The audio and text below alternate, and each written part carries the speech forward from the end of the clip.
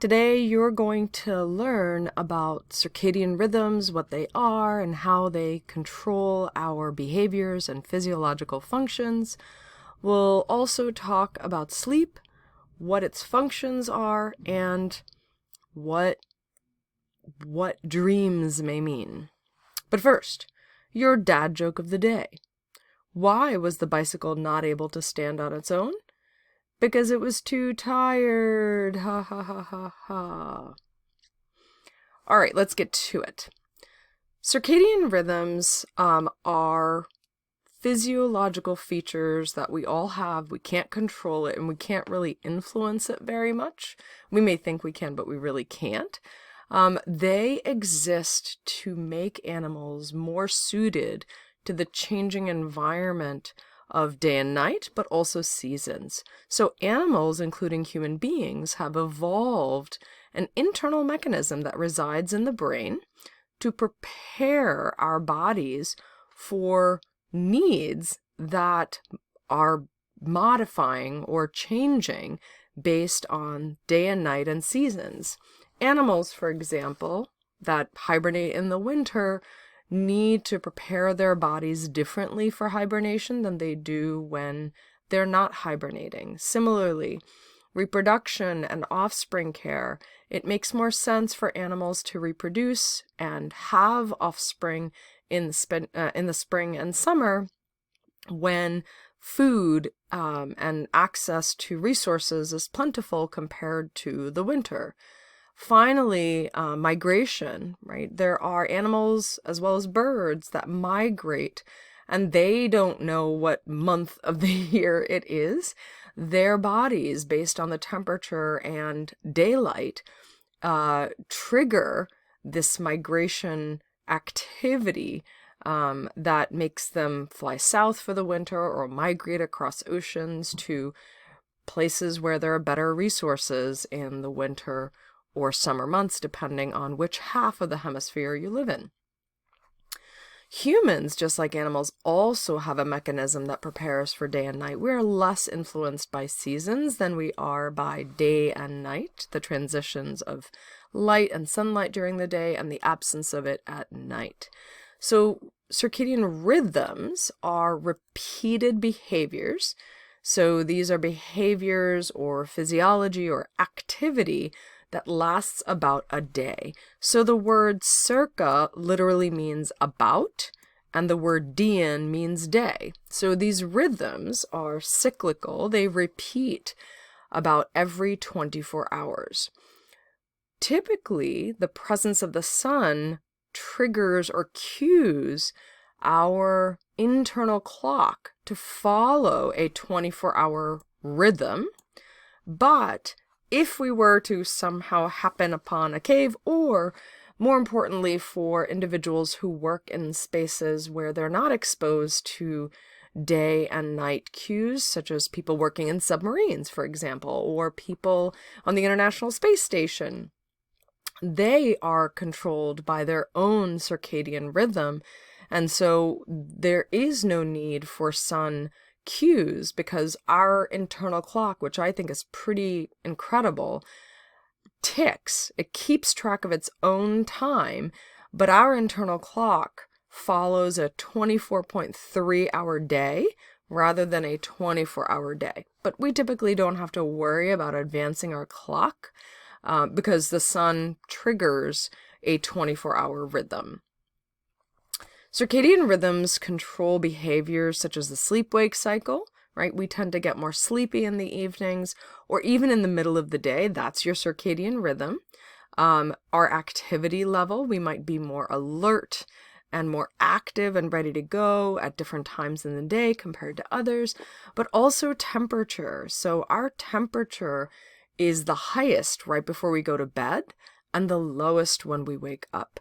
If you have access to a thermometer, you can keep track of your circadian rhythm changes in temperature. Take your temperature before you get out of bed first thing in the morning, take it again in the middle of the day, and take it again right before bed, and do that for 7 days straight, and you'll see a repeat pattern of activity. That's your circadian rhythm controlling your temperature.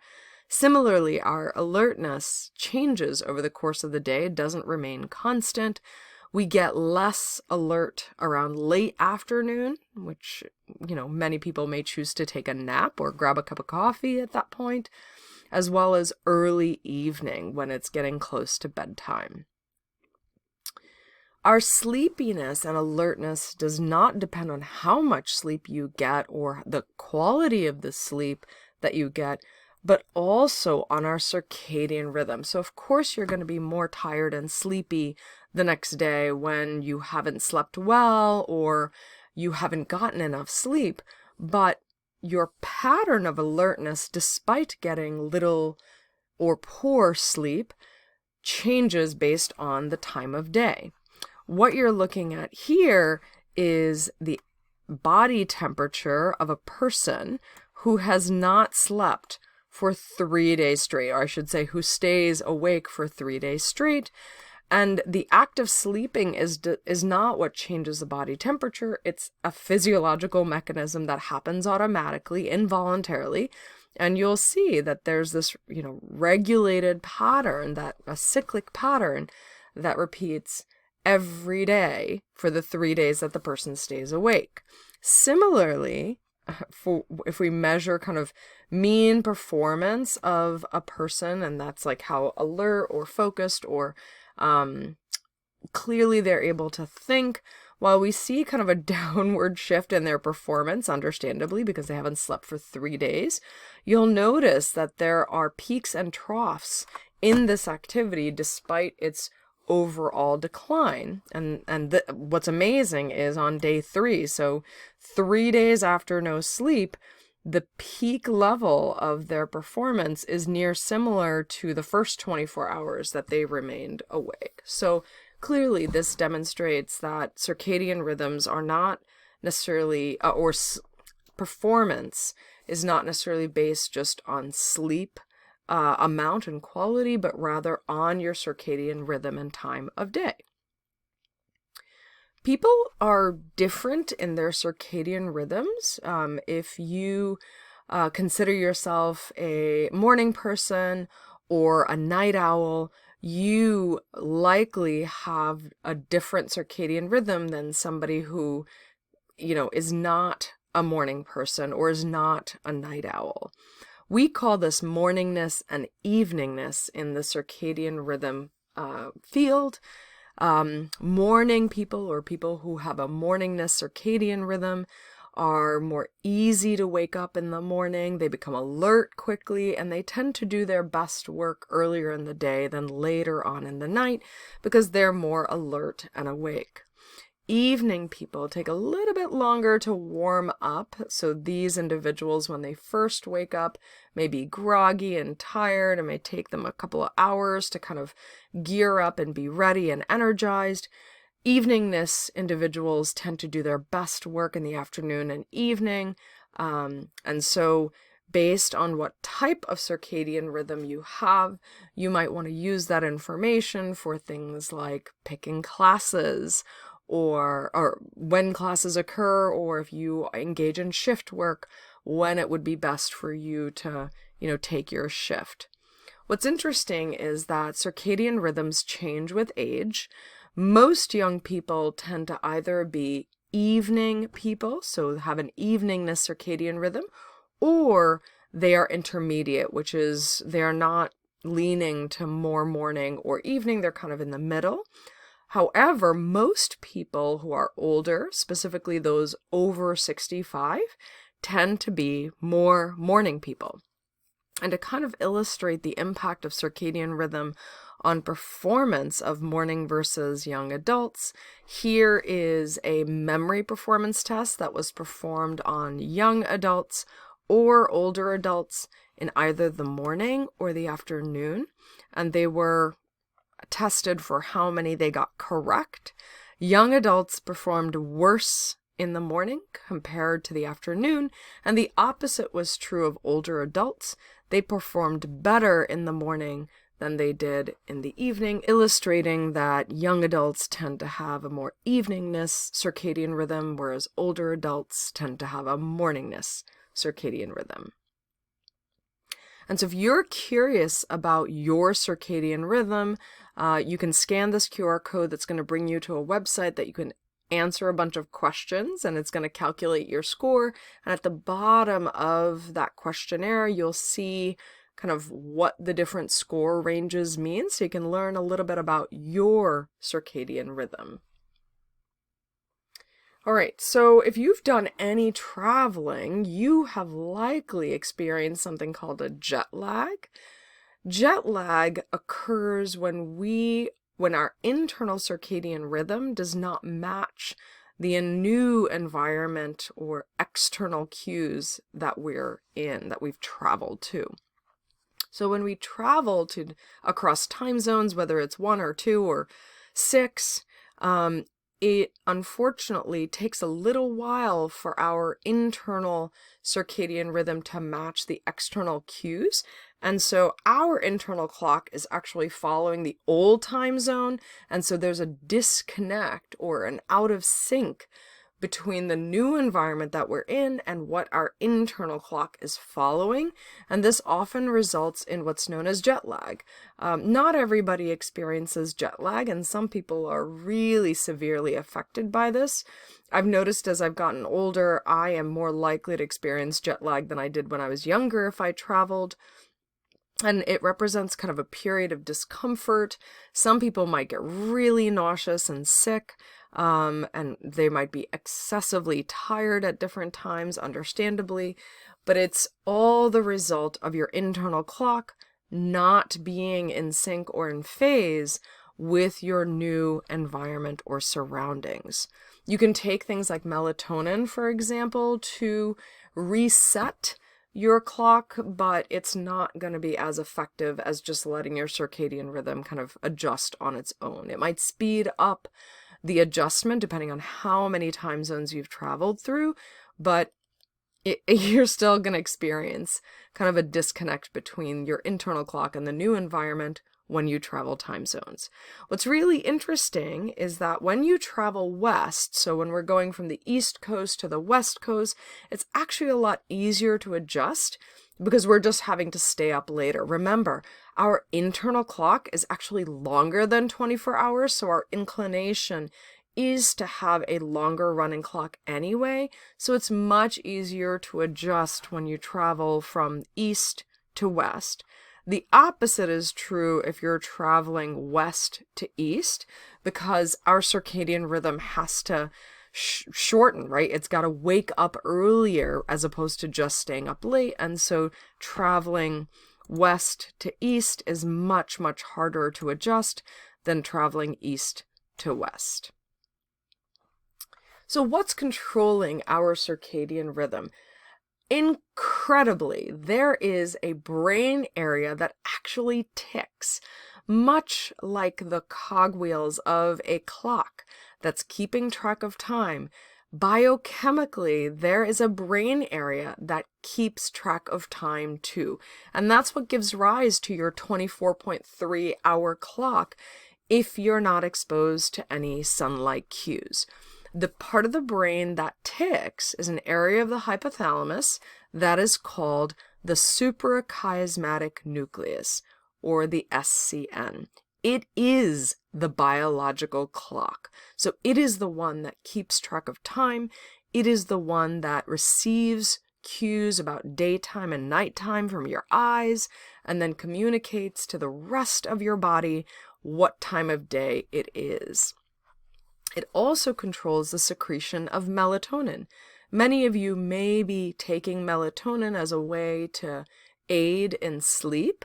Your body naturally produces melatonin a couple of hours before you typically go to sleep if you maintain a regular sleep cycle.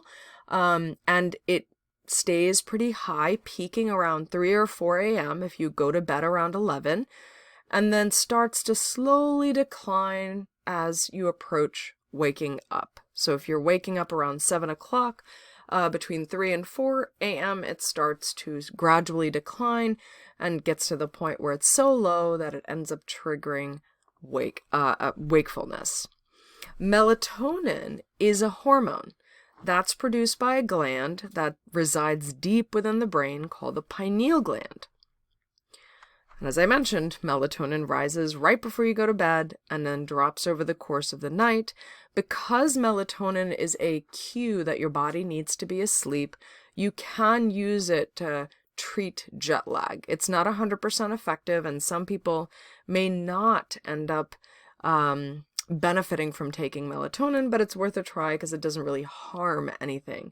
You're not supposed to take too much melatonin. I've heard of students, popping multiple pills of melatonin to help them sleep. It's unclear right now what the over-the-counter melatonin pills do, because they are not necessarily FDA approved. And so I would encourage you, if you're going to use melatonin, to stick with the recommended dosage on the bottle. Another reason why it might be hard to get up in the winter months is because we are producing melatonin amounts relative to the amount of dark. In the winter, there's less daylight, more dark, so we're producing more melatonin because it's darker longer, making it much harder to wake up in the morning. And besides, it's just cold and it's better to stay in a comfy bed, right? So to show you where the pineal gland is and where the suprachiasmatic nucleus is, what you're looking at is kind of the middle half of the brain. The nose would be here. This is the top surface of the head. This is the back of the head. And this is kind of the roof of the mouth. The SCN is this little tiny green circle. Oh my gosh, I just messed up. Hold on, let me see if I can erase that, because I just made it much harder to actually see that little tiny green thing. So I'll just point to it instead. That little tiny structure in green is the SCN. All of the neurons or brain cells of the SCN tick and keep track of time. And then through their connections with other brain areas, they control our circadian rhythm. These cells also speak to other parts of the brain that ultimately speak to the pineal gland, and that the pineal gland, which sits like literally in the middle of your brain, is the one that releases melatonin. So we spend about a third of our lives sleeping. In a culture that values productivity and little rest, it may feel like a giant waste of time to spend so much time asleep. And so you have to wonder, maybe there has to be a reason why we've evolved sleep, especially if you think about the fact that when we are asleep, we're in a really vulnerable state, right? We could be threatened in some way or experience harm and not realize it because we are lying there completely unconscious and oblivious to what might be going on around us. But sleep is a persistent drive. What that means is we are driven to go to sleep. I don't know if you've ever experienced a level of exhaustion where you just can't keep your eyes open. That's what I mean by persistent drive. It is this urgent need to go to sleep, especially if you've been sleep deprived, and it can be used as a form of torture where people are so sleep deprived that they're willing to tell you anything you want. Like, that's how urgent the need is to sleep. So why do we sleep? What does sleep do? Turns out many things. The simplest answer for why we sleep is that it saves energy, right? When we're sleeping, our body temperature decreases, our energy levels are decreasing, we're conserving our energies.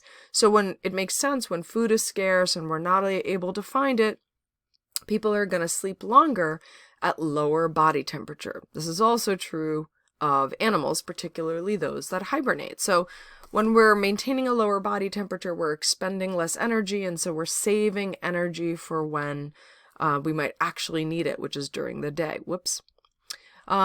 Animals also show some incredible sleep specializations.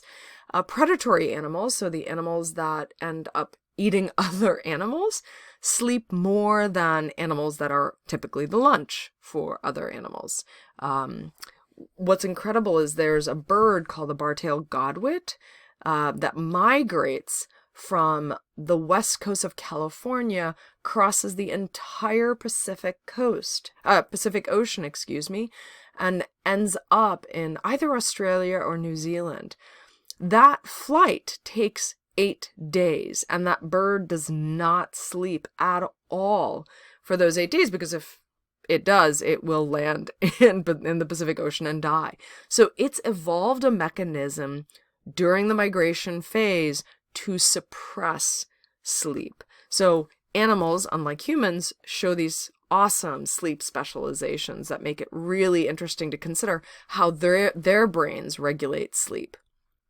Just to illustrate the differences between predators and prey, we have predators on the top, prey on the bottom. Prey sleep a lot less compared to predators. So those that are higher up, I guess, on the food chain sleep more than those who are lower on the food chain, those that end up, are herbivores.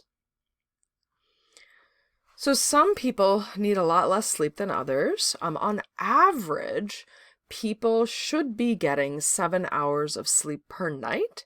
That's not necessarily needed for everybody. There are some people that need more and others that need less. And some people deal with sleep deprivation better than others. That's not to say you should make it a regular habit, because of the important functions of sleep that we'll discuss in this slide and the coming slides. But when people don't sleep enough, or when they sleep poorly, they can suffer in ways that might make them even more miserable. When you don't sleep well, especially for multiple nights in a row, you are more vulnerable to getting sick. Part of the reason is that when we're asleep, sleep helps bolster our immune system. And when you don't give your body the chance to kind of strengthen the immune system by sleeping, you are working with an immune system that is easily succumbing to viruses and bacteria and likely to get sick. People who don't sleep often are also more vulnerable to mental health issues like depression and other mental illnesses like anxiety. Additionally, when we don't sleep, you might have trouble focusing, and you might end up kind of losing attention or focus when you're supposed to pay attention. And this is particularly important for people who work in jobs that require sustained attention. I'm thinking like surgeons, people who need to be awake and in attention for multiple hours a day, or people who operate heavy machinery, or people who are pilots who need to stay awake for multiple periods of time. And really, you're putting people in danger if you end up falling asleep or not being able to pay attention.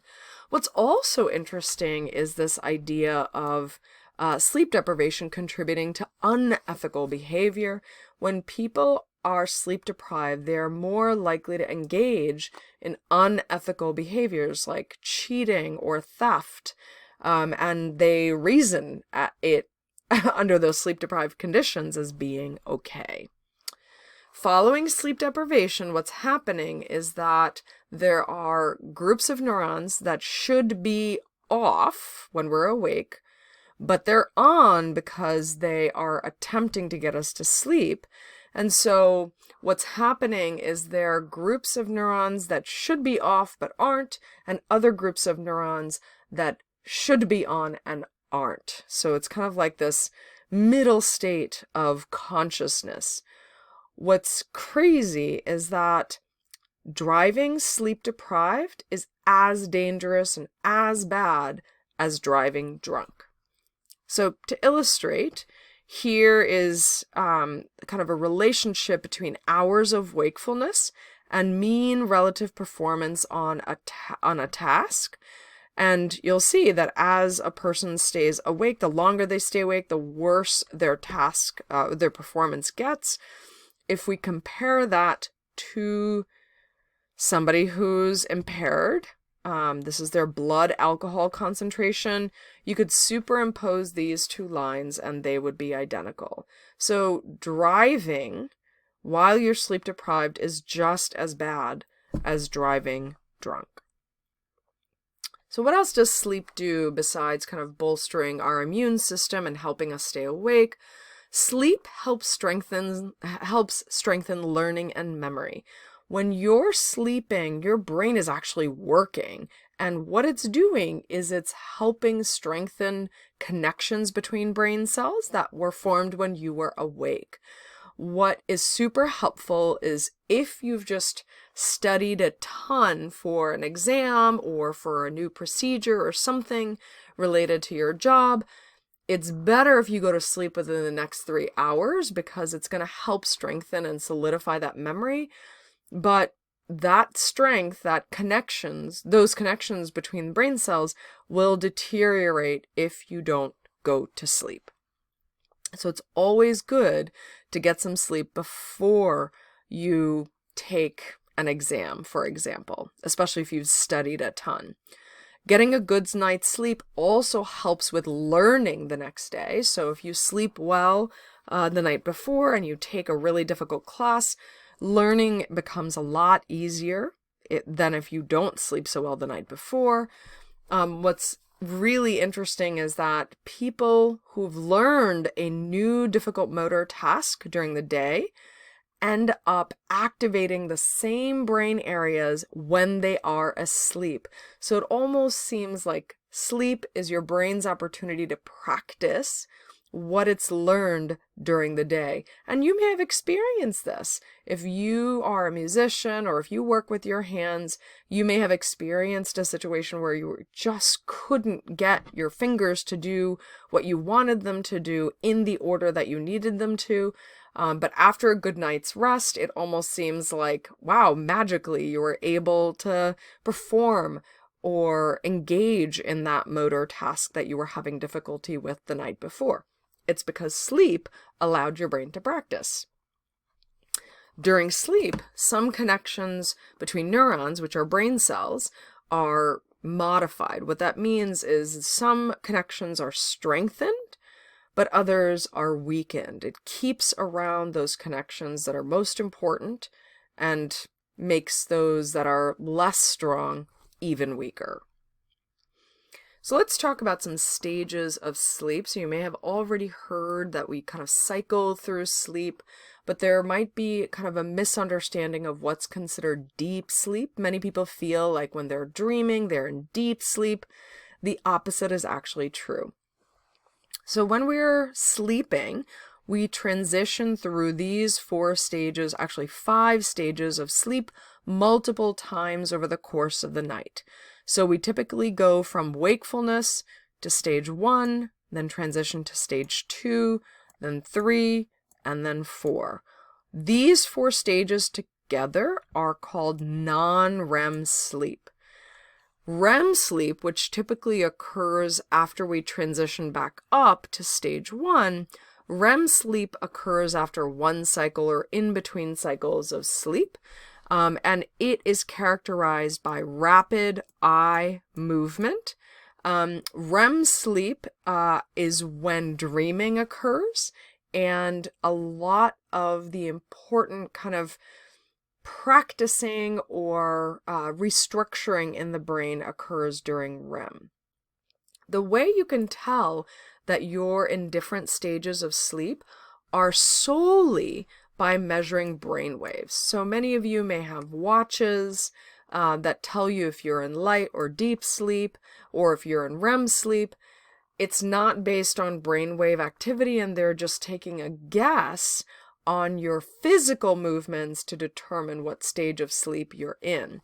Because in addition to brainwaves changing across these 5 stages of sleep, your eye movements and muscle contraction or muscle tone differs between these stages. In stages 1, 2, 3, and 4, we are able to move. We are not paralyzed. We might be relaxed, but we're able to, fuss and move around and toss and turn. And in fact, if people sleepwalk and sleep talk, it's often in stages 3 and 4 where sleep talking occurs. Stages 3 and 4 are the deepest stages of sleep. Stages 1 and 2 in REM are considered lighter stages of sleep.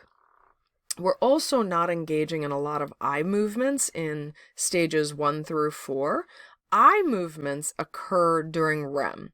So in REM sleep, we're typically paralyzed, so we're unable to move, and our eyes are moving like crazy. Some people believe it's to kind of follow along with the visual cues that are present within our dreams.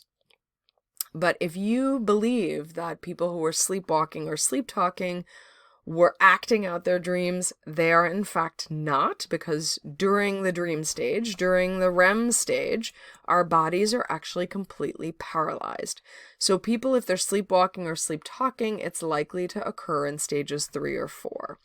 As the night progresses, we spend less and less time in stages 3 and 4 and have more and more bouts of REM sleep. And so here's the way they typically measure sleep stages. You've got electrodes attached to your scalp that are measuring brain waves. We also have an electrode close to the eyes to measure eye movements, and they have electrodes present in the jaw muscle to determine muscle contraction, right? So we're going to be less likely to engage in muscle contraction during REM, but our eyes are going to go crazy. And then during the other stages of sleep, our muscles are able to contract, but our eyes won't be moving. And so if folks have been diagnosed with sleep apnea, you may have engaged in this, what's called a sleep study, where you have these electrodes attached to your scalp and your face to determine if you have sleep apnea. Let's talk about dreams, right? So many people are curious as to what might their dreams mean. A long time ago, it was thought that dreams are an indicator of what might happen in the future, right? They used to think that what we dream about is a cue to what's going to happen to you or others that you may dream about in the future.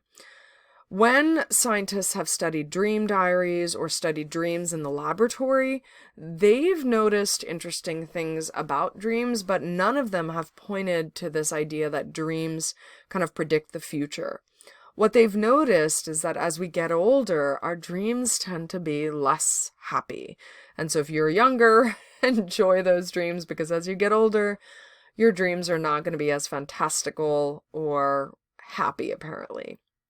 Most dreams are similar to everyday life. People tend to dream about stuff that they typically do. They're not in some sort of fantastical land when they're asleep. Sometimes that happens, but most often people tend to dream about everyday life. Dreams can also differ across cultures. For example, people who live in hunter-gatherer societies can have dreams about animals, whereas people who live in dangerous societies have dreams about being victims of violent aggression. People in the US, for example, dream of people they don't know, whereas people in the Middle East, like Iran, or in South Asia, like India, are more likely to dream only of people that they know. So in this way, dreams can differ across cultures. Sigmund Freud, who we've mentioned before, believed that dreams revealed some sort of hidden content, latent content, an urge for, things that we want to do that may be socially inappropriate. And so he believed that there were symbols for other things represented in our dreams. There's absolutely no evidence to support this thinking, but it's still interesting to consider it. So what are some theories of dreams, why they occur, how they occur? And so what I'm going to share with you are two theories based on research evidence that this is why dreams occur. The first one is called the activation synthesis theory of dreams. So when we are asleep, the brainstem, or the lower half of our brain, sends a whole bunch of random signals to the outer surface of the brain called the cortex. And our cortex is kind of the thinking center of our brain, and it's trying to make sense of this haphazard activity. And so what this theory of dreams argues is that dreams just represent the cortex's attempt at making sense of this haphazard activity that it's receiving from the bottom half of the brain, the brainstem. The other theory that seems to make more sense to me is called the neurocognitive theory, and it's related to daydreaming. When we are daydreaming, there's an area of the brain, or I should say collection of brain centers that make up a network called the default network that gets kind of activated. When we're daydreaming, we're just kind of, traveling from one thought to the next. This same collection of brain areas is active when we are dreaming. So you can think of dreaming at night as similar to daydreaming or zoning out, because the brain areas that are kind of activated when we're dreaming are similar to those that are activated when we're daydreaming or zoning out. What's interesting is that sometimes we tend to dream about things that are really meaningful, or things that we are worried about. I tend to, when I'm stressed out, tend to have dreams about the things that are stressing me out. Either they get worse or they resolve in some way in my dreams so I can feel better about them. And so in that way, maybe Freud wasn't that far off in terms of dreams holding some meaning behind them. Who knows? We're still unsure as to the meaning behind dreams, but we have a good sense for what is causing them. We just don't know necessarily why they're occurring. So here's your summary for today's lecture. And here are your exit ticket questions for this lecture.